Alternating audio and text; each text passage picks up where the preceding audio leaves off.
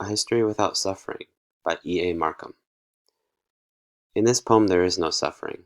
It spans hundreds of years and records, no deaths, connecting when it can, those moments where people are healthy and happy, content to be alive. A chapter, maybe a volume, shorn of violence, consists of an adult reading aimlessly. This line is the length of a full life. Smuggled in while no one was plotting against a neighbor, except in jest. Then, after a gap, comes Nellie. She is in a drought-fisted field. With a hoe, this is her 12th year on the land, and today her back doesn't hurt. Catechisms of self-pity and of murder have declared a day's truce, in the civil war within her. So today we can bring Nellie, content with herself, with the world, into our history.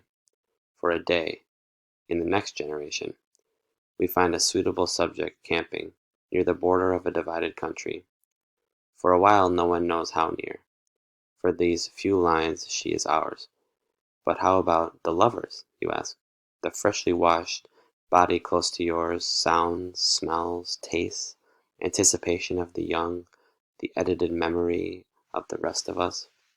How about thoughts higher than their thinkers? Yes, yes. Give them half a line in a mass of footnotes. They have their own privileged history, like inherited income beside our husbandry. We bring our history up to date in a city like London. Someone's just paid the mortgage, is free of guilt, and not dying of cancer, and going past the newsstand, doesn't see a headline advertising torture. This is all recommended reading, but in small doses. It shows you can avoid suffering, if you try.